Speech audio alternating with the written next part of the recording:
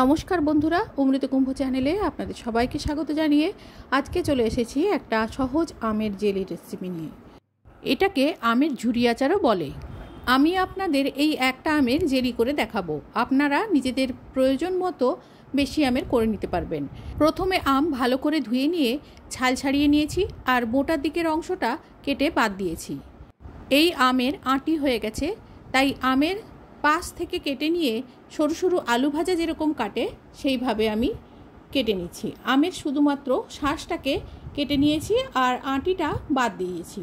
আমের শাঁসকে আমি সরু সরু করে কুচিয়েছি, আপনারা চাইলে গ্রেট করে নিতে পারেন।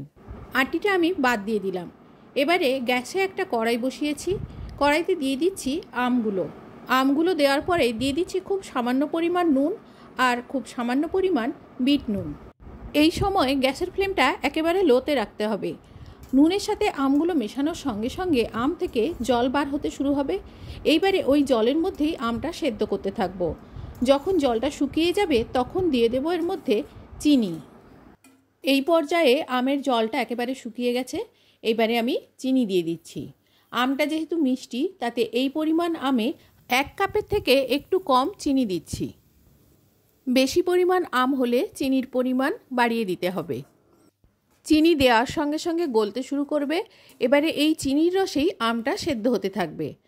মিনিট 3-4 রান্না করে নেওয়ার পরে আমটা অনেকখানি সেদ্ধ হয়ে গেছে, কিন্তু এখনও গোটা গোটা আছে আর চিনির জলীয় ভাবটা এখনও কাটেনি। তার মানে এখনও সেদ্ধ করে যেতে হবে।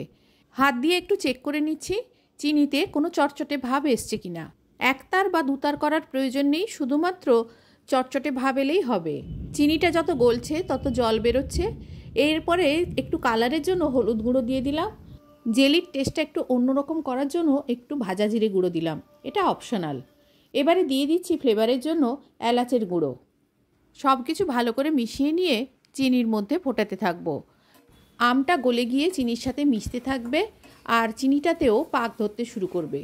যখন একেবারে আমটা গলে যাবে আর চিনিটা অল্প চটচটে ভাব হয়ে যাবে, সেই পর্যন্ত নাড়াচাড়া করে এটা মিশিয়ে যেতে হবে। আর তলায় না যাতে লেগে যায় সেজন্য নাড়াচাড়াটা ক্রমাগত করে যেতে হবে। এই পর্যায়ে আমি আপনাদের একটু তুলে দেখাচ্ছি। এখনও মিনিট খানেক এটাকে নাড়াচাড়া করে যেতে হবে। এছাড়া আপনারা হাত দিয়েও চেক করে নিতে পারেন। খুব হালকা চটচটে ভাব এসছে আর খুব সামান্য পরিমাণ পাকের প্রয়োজন আছে। আরও মিনিট 2-3 নাড়াচাড়া করে মিশিয়ে নেওয়ার পর আপনাদের দেখাচ্ছি। প্রায় 90% আম গলে গেছে, কিছুটা গোটা গোটা আছে। এই গোটা গোটাটা রাখলে মুখের টেক্সচারটা বেশ ভালো লাগে খেতে। আচারটা খেতে খুবই টেস্টি হয়। প্রতিটা মুহূর্ত আমি দেখাচ্ছি যাতে আপনাদের এটা তৈরি করতে কোনো অসুবিধে না হয়। দেখুন এখন আমটা খুন্তি থেকে কিভাবে পড়লো। এই রকম পর্যায়ে আচারটা একেবারে রেডি। যাতে আচারটা বেশি দিন পর্যন্ত থাকে সেই জন্য আমি দিয়ে দিচ্ছি লেবুর রস।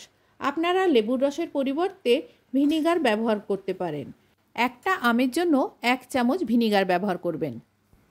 আমি একটা লেবুর অর্ধেকটা কেটে এর মধ্যে দিয়ে দিচ্ছি। 2 চামচ মতো লেবুর রস বেরিয়েছে। লেবুর রস দেওয়ার পরে 30 থেকে 40 সেকেন্ড মতো নাড়াচাড়া করে মিশিয়ে নেব। যারা ভিনিগার ব্যবহার করবেন তারাও 30 থেকে 40 সেকেন্ড মতো এটা মিশিয়ে নেবেন। এইবারে আচার একেবারে রেডি।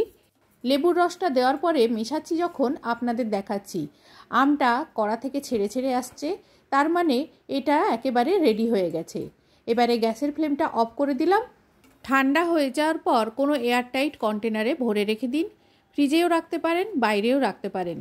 তবে ফ্রিজে রাখলে আপনারা এটা অনেক দিন পর্যন্ত রেখে খেতে পারবেন। এবারে এটাকে একটা এয়ারটাইট কন্টেনারে ভরে নিচ্ছি। আম সেদ্ধ করা ঝামেলা ছাড়া এইভাবে খুব সহজ পদ্ধতিতে জেলিটা বানিয়ে নিন। আম পেকে যাওয়ার আগেই বানিয়ে ফেলুন আমের এরকম জেলি।